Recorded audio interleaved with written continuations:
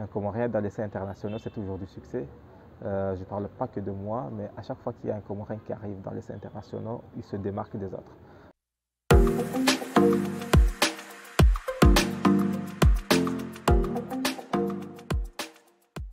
Salam alaikum, parlez-moi car les mots parlent. C'est Rahim El Had, parolier du Kartala.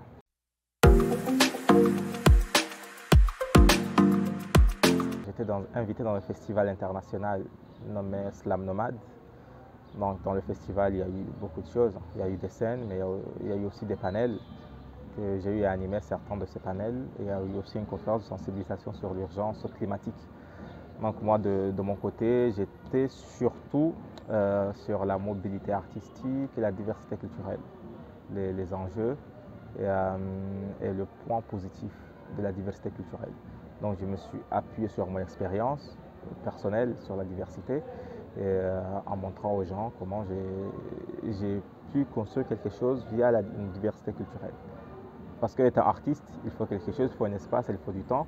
Et l'espace, une fois que tu te rends à l'espace, il faut avoir quelque chose que tu amènes pour aller compléter ce que tu vas recevoir. Donc comme on a l'habitude de dire, c'est un rendez-vous du donner et de recevoir. Et une fois qu'on participe à ces rendez-vous, c'est à ce moment-là que ça te permet de faire une créativité. Donc c'est un peu ça, le noyau du panel, mobilité artistique et diversité culturelle.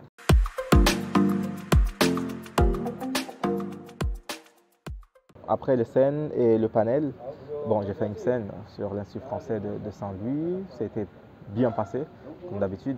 À Saint-Louis, c'est une ville culturelle ça vit au rythme de la culture.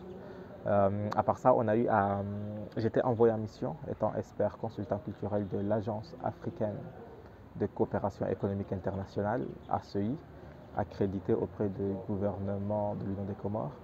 On était en mission pour négocier ou bien pour commencer les premiers pas d'un accord culturel entre des structures des arts et cultures sénégalaises qui ont bien fait leurs preuves, qui ont montré ce qu'ils sont capables de faire, et des structures comoriennes notamment à travers la CEI.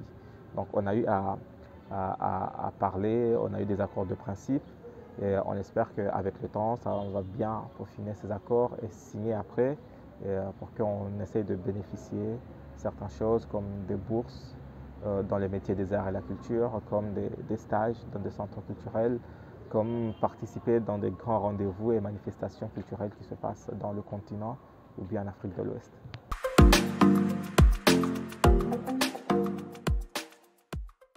Et au Canada, c'est aussi un festival. Précisément, je suis invité dans le concours, la coupe interscolaire de Nouveau-Brunswick au Canada. Mais à part ça, il y a d'autres rendez-vous culturels pour parler de la coopération, parler de nos activités et montrer l'image des Comores en tant qu'art et culture. Qu'est-ce que nous faisons ici? Faire un petit bilan de ce que nous pouvons montrer à l'international pour vendre le pays et faire la promotion de la destination Comore.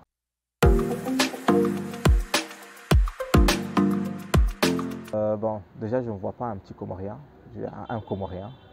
Un Comorien dans les essais internationaux, c'est toujours du succès. Je ne parle pas que de moi, mais à chaque fois qu'il y a un Comorien qui arrive dans les essais internationaux, il se démarque des autres. Vu notre richesse culturelle, notre richesse dans la diversité culturelle, et aujourd'hui, c'est la diversité qui vend beaucoup, et c'est la diversité qui intéresse les gens. Et étant notre mélange, la société comorienne est une société qui est composée de mélanges de beaucoup de souches, beaucoup d'origines, qui a fait le comorien avec une diversité culturelle très élargie. Et étant dans les internationaux, c'est toujours un succès. Donc je ne suis pas le premier, je ne serai pas le dernier. Et voilà.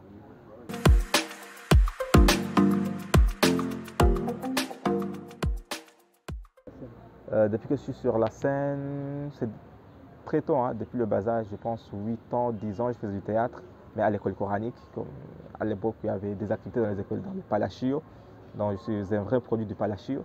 Et après, j'étais dans des écoles franco-arabes et c'était reconnu pour leur dynamique d'activité, écoles comme franco-arabe ou bien Iman, avec des tournées dans les villes, faire du théâtre, des sketchs sur l'éducation, la comorianité et tout ça. Mais le slam en tant que tel, j'ai commencé en 2013. Donc en 2023, j'ai fait 10 ans dans le slam.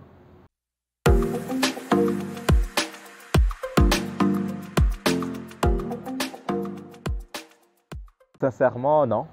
Moi, je faisais du slam en 2013 comme mes amis, comme des gens que je voyais faisaient du slam. Je me suis intéressé à l'art et je faisais par passion. Et aujourd'hui, c'est toujours la passion qui m'anime. Je vis du jour au jour avec le slam. C'est vrai, on prépare des petits projets, des trucs à voir un peu dans le futur, mais c'est du jour au jour. Étant passionné, on prend comme il arrive.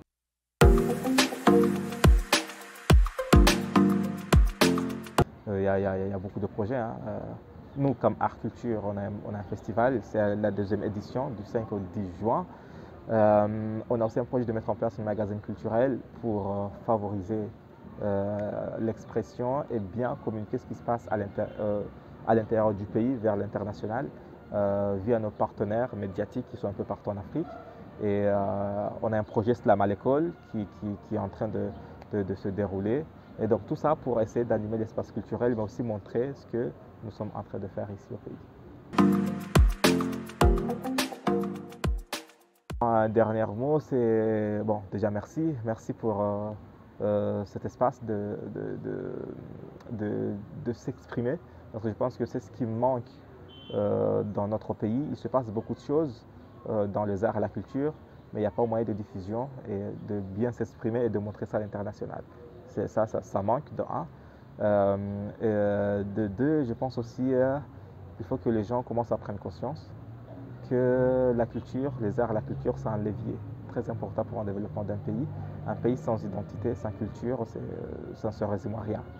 Donc, je pense qu'il est temps que nos dirigeants ou bien les gens qui sont à la tête des structures culturelles essayent de penser, mener une réflexion très profonde pour développer les arts et la culture au Comores.